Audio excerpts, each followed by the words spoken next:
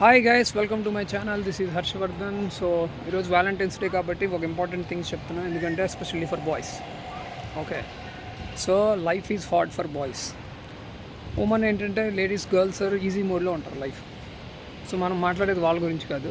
So ఇక్కడ పార్ట్నర్ని select చేసుకునేటప్పుడు నేను ఇంతకుముందు కూడా చాలా సుమన్ టీవీలో ఈగిల్ గురించి చెప్పాను. సరే, దాన్ని పక్కన పెడితే ఇప్పుడు నేను చెప్పేది ఏంటంటే వీఆర్ కింగ్స్. కింగ్స్ అంటే ఎలాగా, ఒక చెస్ గేమ్లో కింగ్ ఉంటాడు కదా, ఆ కింగ్ అనేది ఒక స్టెప్ వేస్తాడు, కరెక్ట్.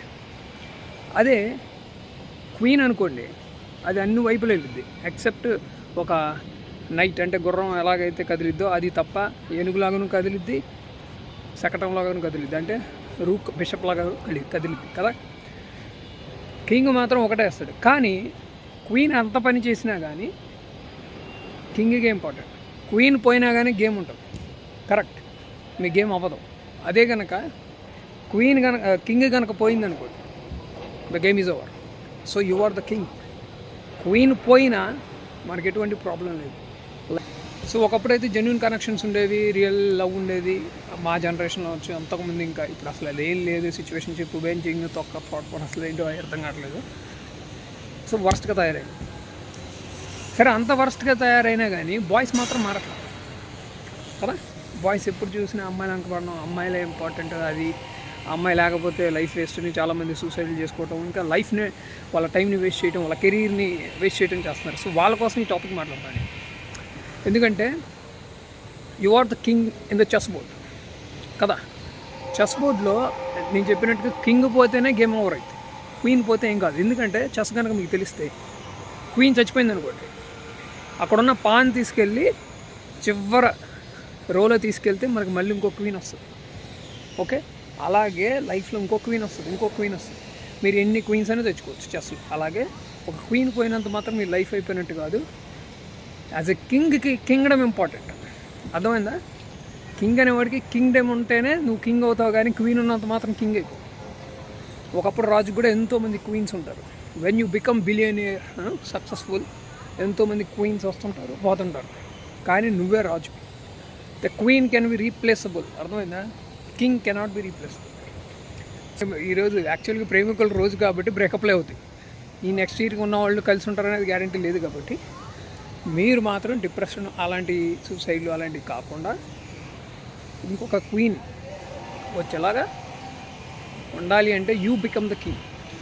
కింగ్ అంటే ఏంటి? కింగ్ ఒకడే ఉంటాడు, మిగిలిన వాళ్ళందరూ సేవకులు, స్లేవ్సే ఉంటారు. యూ బికమ్ దట్ కింగ్, అర్థమైందా?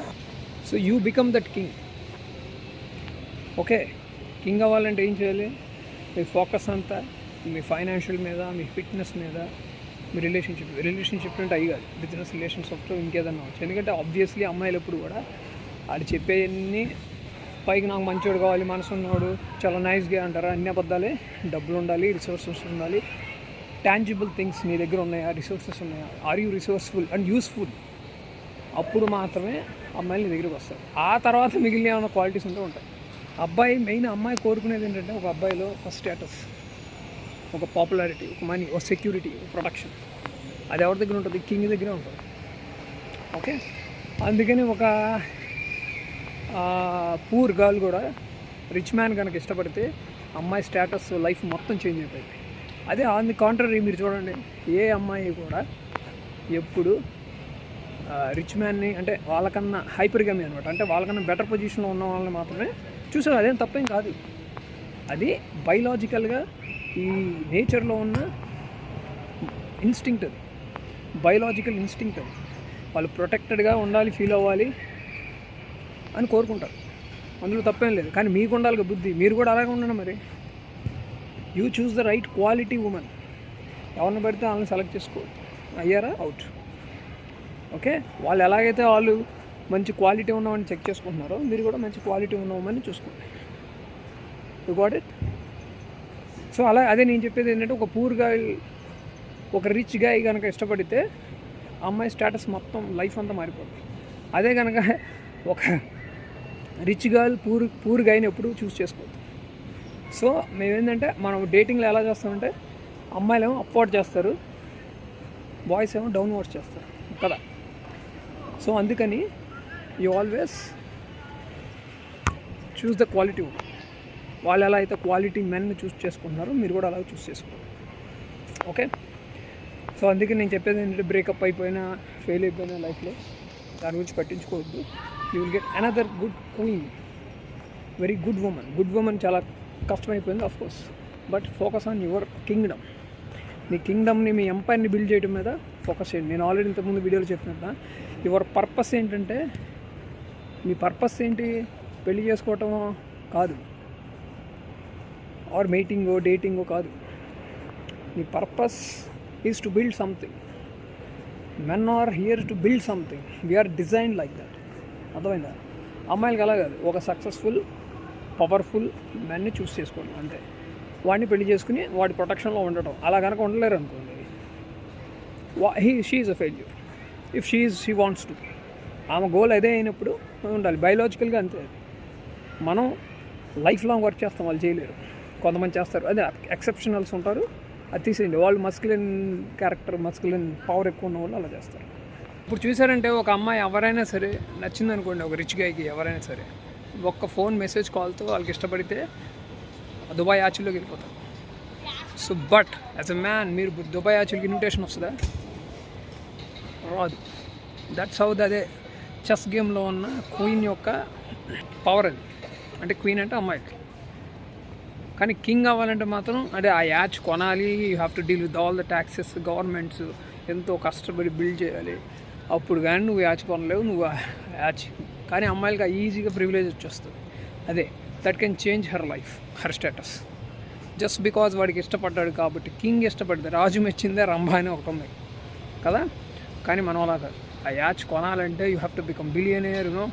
ఎంతో రాత్రులు కష్టపడి you have to build a business and you have to deal with all the taxes and money issues, betrayals, ఎన్నో బిజినెస్ ప్రాబ్లమ్స్.